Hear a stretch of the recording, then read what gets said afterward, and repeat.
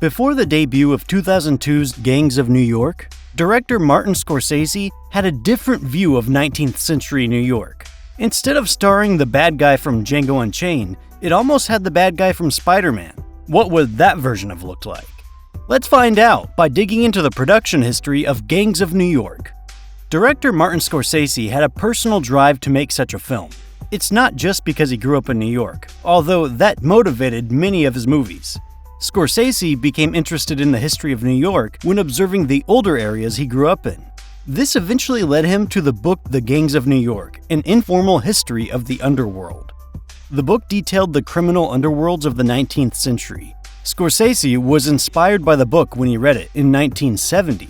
He wanted to make the film to highlight the era's crime and tell the story about the nature of American democracy. The problem was that it was 1970, and Scorsese didn't have enough pull to make such a film. Turning away from the historical, the director made more modern New York films like Mean Streets and Taxi Driver.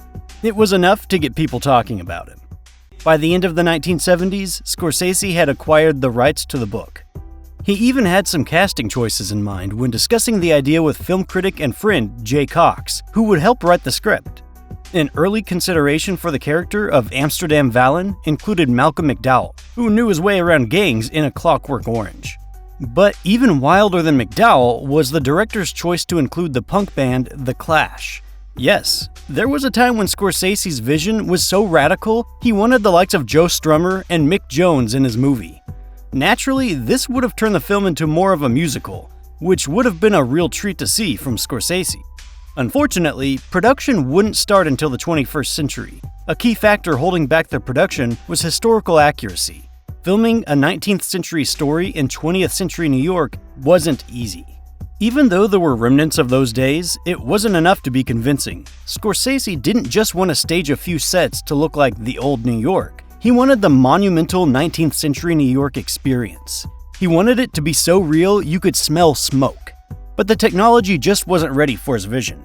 Sure, there was that tech that made us believe Superman could fly. However, the technology couldn't make New York what Scorsese wanted. Studios would also much rather spend money on a fantastical tale than a historically accurate tale of crime. The film would have to wait. That said, attempts were made to return to this project in the 1990s.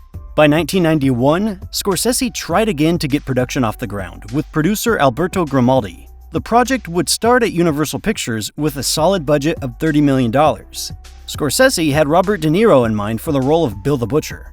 De Niro was an obvious choice at the time. He had worked with Scorsese on plenty of films, from Taxi Driver to Goodfellas. Everybody was talking about him. But this 90s production didn't go far at Universal. The movie rights were eventually turned over to Disney in 1997. And if you thought a violent film about the old days of New York wasn't a good fit for Disney, you'd be right. That seemed to be what Chairman Joe Roth thought when he turned down the project. He declared the film was not appropriate for a Disney-themed movie. Disney didn't want a gangster movie. They wanted Tim Allen to make silly faces and noises. So another studio would have to be found. Scorsese shopped the picture around to multiple studios. 20th Century Fox, Paramount Pictures, and Metro-Goldwyn-Mayer declined to back the movie. Even Warner Bros. Turned down the project. This was especially disheartening considering that Scorsese was contractually obligated to make a film for the studio after Goodfellas. Unfortunately, they didn't want it to be Gangs of New York, as they'd later settle for The Aviator. Finally, in 1999, Scorsese found a studio willing to take on his vision. It was Miramax who took an interest in Scorsese's idea.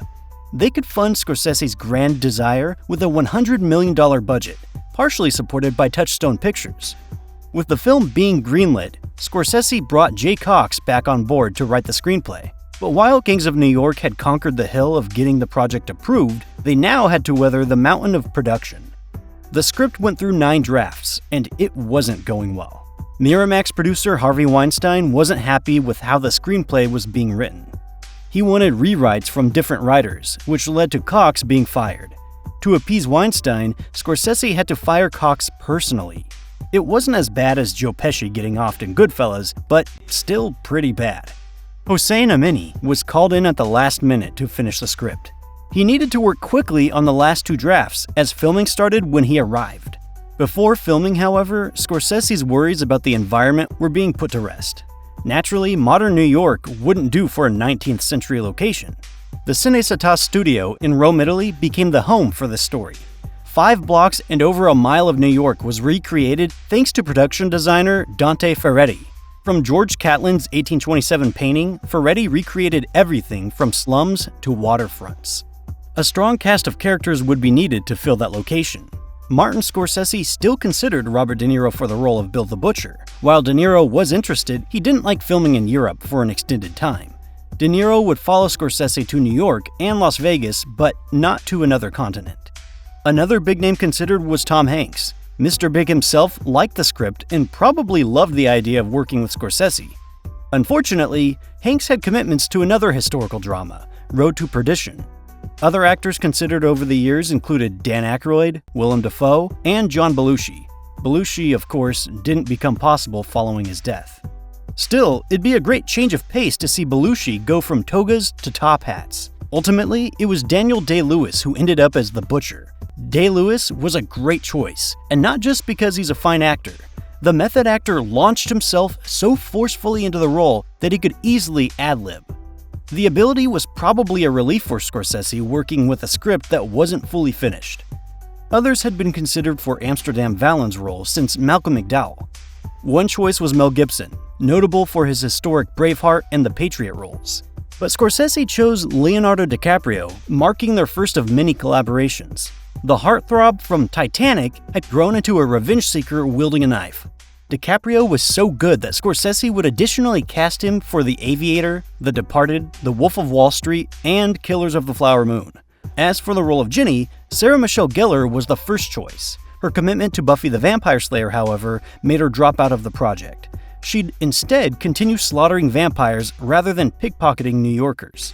The net for this role was spread far and wide, with candidates including Alyssa Milano, Natalie Portman, Christina Ricci, and Winona Ryder.